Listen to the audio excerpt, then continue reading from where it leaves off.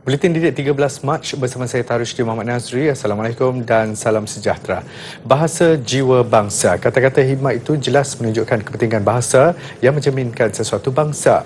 Pelbagai inisiatif antaranya melalui pengantarabangsaaan bahasa Melayu dapat diangkat ke peringkat yang lebih tinggi sekaligus dimartabatkan di persada dunia. Langkah mempromosi bahasa Melayu perlu dilaksanakan dengan lebih serius dan meluas agar bahasa kebangsaan ini menjadi tarikan kepada masyarakat luar. Mengambil contoh budaya K-pop yang dilihat sebagai sesuatu yang mengasyikkan dan harus dipelajari, secara tidak langsung menarik minat orang luar mempelajari bahasa Korea. Kalau kita tengok bagaimana hari ini berjayanya bangsa-bangsa lain mempromosikan budaya dan bahasa Melayu, sampai hari ini budak-budak muda mungkin Jufri boleh sahkannya lah. Sekarang ni lebih suka tengok Korea movie punya ni daripada Melayu punya movie, cerita movie. Sampai kadang-kadang saya tanya anak saya, faham ke? Tak faham tapi suka. Dan ada yang dah boleh bahasa Korea pun. Boleh bahasa Inggeris tu memanglah. Memang dah bahasa, tapi ada yang sekarang orang muda dah boleh suka bahasa Korea.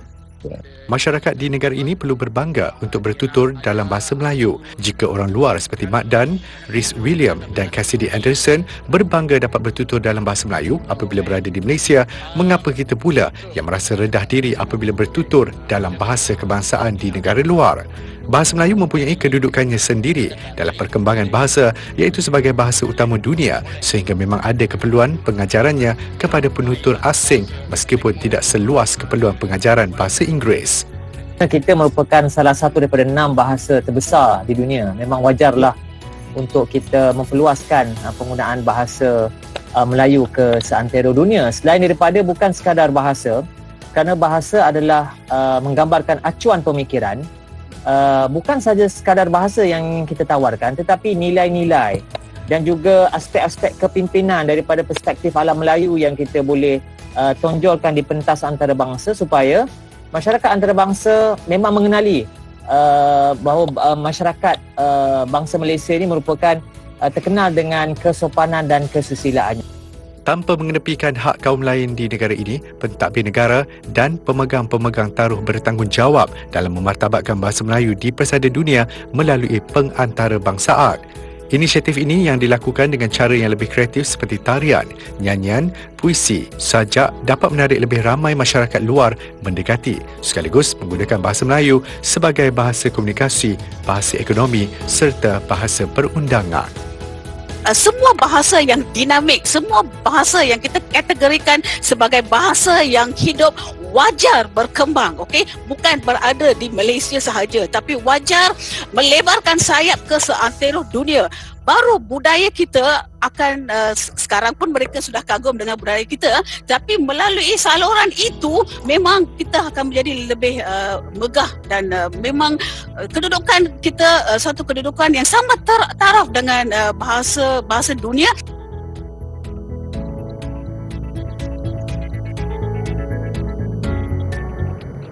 Sebagai tanda sokongan dan komitmen kepada kerajaan dalam mencapai pengurangan gas rumah hijau dan negara neutral karbon, Universiti Kebangsaan Malaysia UKM melancarkan 2 kenderaan hidrogen yang dibangunkan melalui pengubahsuaian terhadap kenderaan elektrik. Universiti itu dibangunkan penyelidik dari Institut Cellfuel UKM dengan kerjasama pihak industri. 2 kenderaan tersebut ialah kereta golf atau buggy dibangunkan dengan kerjasama pihak Petronas. Manakala kenderaan utiliti sukan SUV hybrid versi mini adalah kerjasama dengan syarikat Myrenergy sendirian berhad. Menerusi inovasi ini, bagi yang menggunakan sumber bateri telah digantikan dengan sistem sel fuel hidrogen untuk meningkatkan kecekapan pengoperasian, dan kenderaan SUV pula adalah kenderaan hybrid sel fuel dan bateri. Inovasi sistem sel fuel hidrogen ini juga selari dengan hasrat pelan pembangunan mobiliti rendah karbon 2021 hingga 2030 Malaysia. Majlis pelancarannya dirasmikan oleh Chancellor UKM, Profesor Datuk Dr. Muhammad Ikhwan Toriman. Program Jelajah Pendidikan Keluarga Malaysia JPKM dianjurkan bagi membantu hasrat pelajar luar bandar melanjutkan pengajian ke Menara Gading. Perdana Menteri Datuk Seri Ismail Sabri Yaakob berkata, program turun padang itu juga memberi fokus membantu golongan miskin melanjutkan pengajian dengan pelbagai bantuan disediakan. Selepas segamat, program JPKM Anjuran Yayasan Prihatin Nasional Prihatin ini berlangsung di Berpahang siang tadi. Menurut Perdana Menteri, menerusi program itu, lebih 50,000 pelajar lepasan Sijil Pelajaran Malaysia SPM dan Sijil Tinggi Persekolahan Malaysia STPM yang tercicir pada peluang pertama ke IPT awam serta swasta akan mendapat peluang kedua menyambung pengajian mereka. Pelbagai faktor menjadi punca pelajar yang layak gagal ke IPT dan antaranya masalah kemiskinan. Dengan turun seperti ini juga, kita boleh membantu pelajar-pelajar yang miskin tadi. Ada pelajar yang berjaya mendapat tawaran ke universiti, mereka tidak berkemampuan dari segi pendapatan keluarga untuk melanjutkan pelajaran mereka. Walaupun saya sebut tadi dasar pendidikannya bagus, ada sekolah berasrama penuh dan sebagainya, tetapi kerana masalah keuangan keluarga, ramai yang tidak dapat masuk ke universiti. Justru beliau berharap pelajar tercicir mengambil peluang mengunjungi program JPKM yang akan berlangsung di 50 lokasi di seluruh negara dalam tempoh 2 bulan mulai 6 Mac lalu. Pelajar tercicir boleh berjumpa terus dengan pihak IPT untuk ditemu duga dan dibantu kemasukan mereka ke Menara Gading jika memenuhi kriteria ditetapkan. Perdana Menteri berharap lebih banyak pusat zakat negeri, agensi kerajaan dan syarikat swasta tampil menaja program JPKM tahun ini.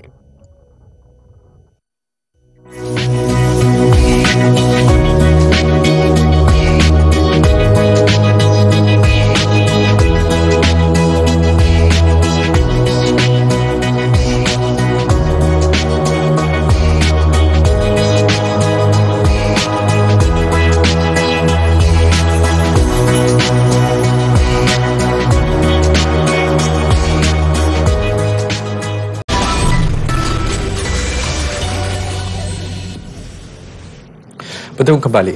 Statistik kemalangan nahas jalan raya membabitkan golongan belia di negara ini masih di tahap membimbangkan. Perdana Menteri Datuk Seri Ismail Sabri Yaakob berkata, antara tahun 2019 hingga 2021, lebih 14,000 mangsa terkorban dan lebih 7,000 daripadanya membabitkan golongan belia.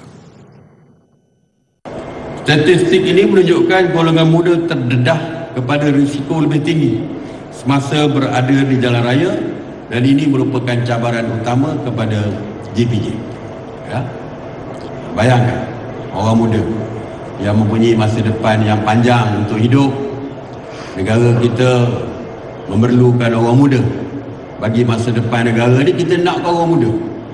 Tetapi akibat daripada kemalangan jalan raya, orang muda menyumbang 50% daripada kemalangan.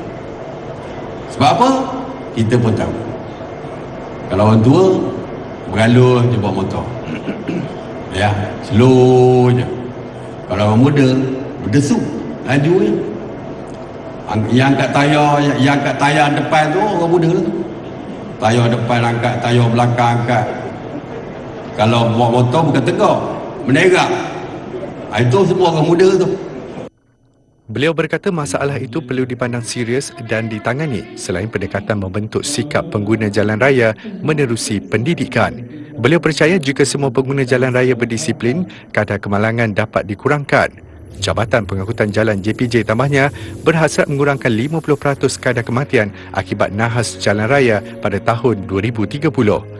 Perdana Menteri berucap di Majlis Bantuan Lesen Memandu Keluarga Malaysia BLKM di Berak.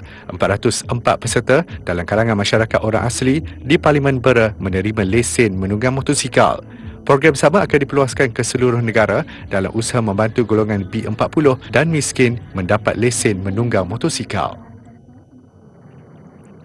Kementerian Kesihatan Malaysia KKM menyasarkan 50% kanak-kanak berusia 5 hingga 11 tahun menerima suntikan vaksin COVID-19 melalui program imunisasi COVID-19 kebangsaan kanak-kanak PKIDS sebelum sesi persekolahan bermula minggu depan. Menterinya Khairy Jamaluddin menyeru ibu bapa segera membawa anak masing-masing menerima suntikan vaksin bagi melindungi mereka daripada gejala serius sekiranya dijangkiti COVID-19. Menurut Khairy, kebimbangan ketika ini adalah peningkatan kemasukan kanak-kanak ke unit rawatan rapi pediatrik PICU akibat COVID-19. KKM memaklumkan ia meningkat sebanyak 94% untuk semua kategori 3 hingga 5. Setakat ini hanya kira-kira 32% kanak-kanak di negara ini yang sudah menerima suntikan. Justru pengambilan vaksin dapat melindungi mereka daripada varian Omicron yang boleh membawa maut dan komplikasi multi-system inflammatory syndrome in children atau MIS-C.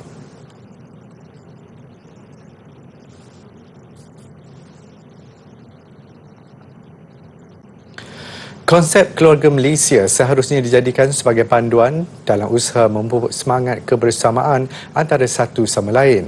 Itu antara titah Sultan Kedah, Sultan Salihuddin Sultan Badli Shah kepada graduan Universiti Utara Malaysia UUM pada sidang pembukaan Majlis Convocation UUM ke-33 hari ini. Baginda yang juga Chancellor UUM bertitah supaya rakyat menjalinkan hubungan yang serasi, seimbang dan saling bertoleransi bagi mencipta keharmonian dan kestabilan negara. Titahnya lagi, keadaan yang tidak menentu meletakkan persaingan yang sengit antara individu sekaligus mampu merosakkan hubungan sesama manusia. Justru keterbukaan dalam menerima kekurangan dan kelebihan seseorang itu serta sentiasa meraihkan perbezaan adalah kunci dalam mewujudkan masyarakat yang makmur.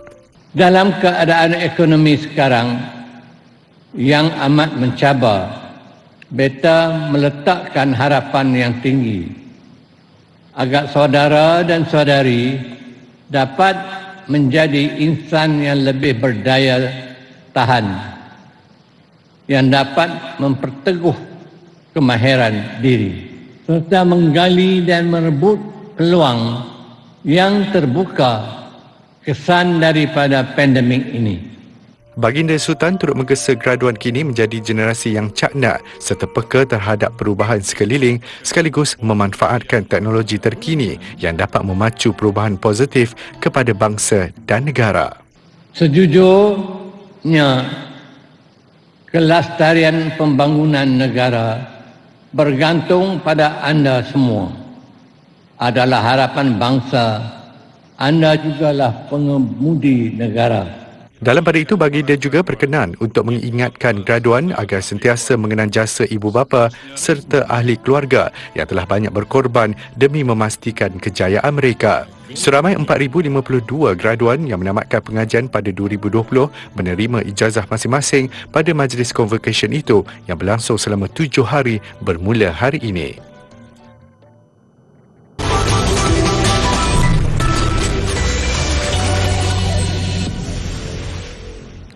Kemahiran menguasai muzik tradisional agak kurang menjadi pilihan generasi muda pada masa kini. Menyedari hakikat itu, seorang pemuzik ghazal Johor, Kamaruzzaman Muhammad Karim, mengorak langkah memperkenalkan irama berkenaan kepada dua cahaya matanya, Cinta Al-Zihni dan Putra Al-Islam, diberi pendedahan dengan alat muzik harmonium, rebana dan tabla.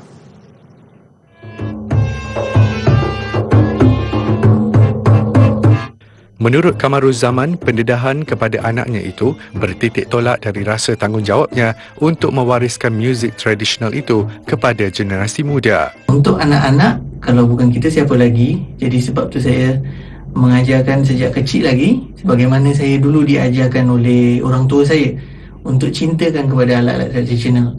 Sebabnya pengaruh zaman sekarang ni banyak dengan alat muzik moden. Jadi kalau bukan kita sendiri, bangsa kita sendiri yang tanamkan rasa cinta tu ke anak-anak, saya rasa tak ada orang lain lagi lah. Pada peringkat awalnya, Kamaruzzaman memperkenalkan alat muzik moden kepada anak-anaknya sebelum mendedahkan mereka kepada muzik tradisional. Perkara itu menjadikan Cinta Al-Zihni 11 tahun dan Putra Al-Aslam 7 tahun terus jatuh cinta kepada alat muzik tradisional itu. Mula-mula, saya belajar piano dulu. Selepas tu, saya belajar di rumah dengan seorang guru muzik, Miss Veji. Lepas tu PKP, Miss Veji tak boleh masuk rumah kita atau ajarkan saya.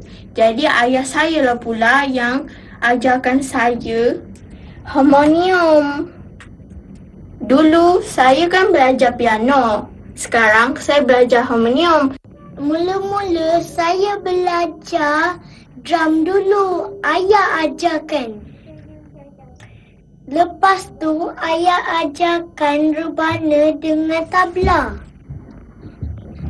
Rebana bunyinya macam ni.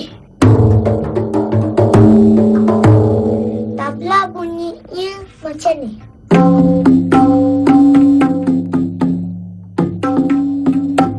Tambah Kamaruzzaman, untuk meningkatkan kemahiran dan kemampuan anak-anaknya, dia sering membawa mereka menyertai beberapa persembahan di luar, sekaligus memberi pendedahan secara langsung kepada mereka untuk merasai sendiri aura mengalunkan muzik tradisional. Selain itu, Cinta Al-Zihni dan Putra Al-Aslam juga difahamkan sering membuat persembahan di sekolah.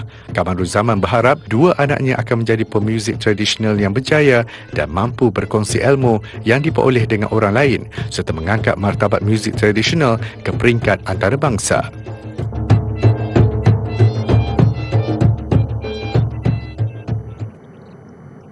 Seorang kanak-kanak lelaki di Georgia, Amerika Syarikat mengidap sejenis sindrom rambut tidak boleh disikat.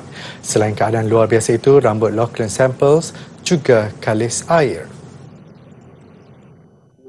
Rambut perang kanak-kanak lelaki berusia 14 bulan ini kelihatan menegak secara tidak sekata.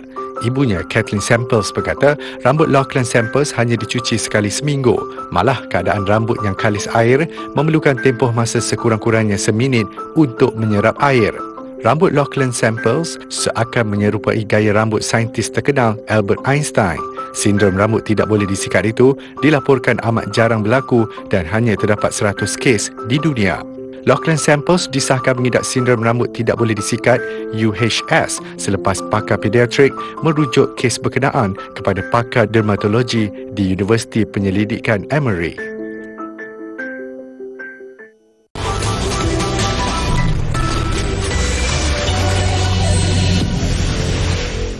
Sukan, berguru lelaki Gozifei Nur Izzuddin Muhammad Ramsani menjadi wakil tunggal negara mara ke perlawanan akhir terbuka Jerman.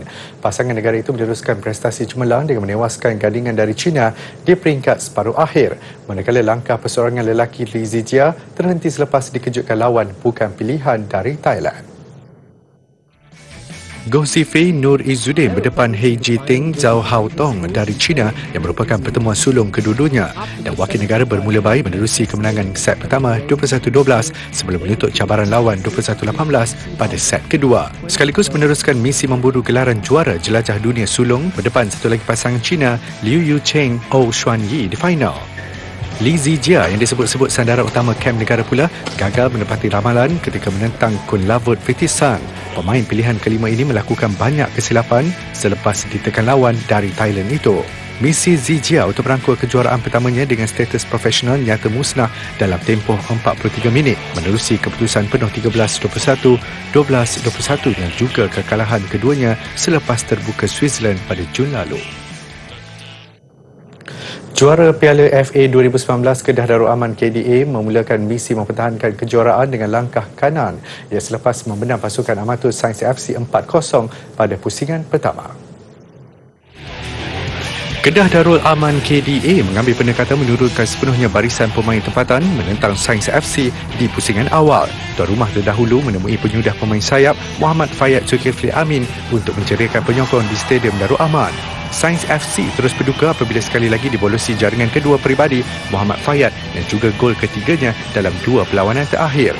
KDA meneruskan penguasaan dengan menambah 2 gol dalam tempoh 10 minit masing-masing disumbangkan oleh Muhammad Amir Azhar. Kemenangan 4-0 membolehkan skuad bimbingan Aidil Syahrin Sahak mengesahkan kemarahan ke pusingan kedua. Baik, visual GoPro gaya bebas motocross mengakhiri berita didik malam ini. Saya Tarish Muhammad Nazri, salam hormat dan Assalamualaikum.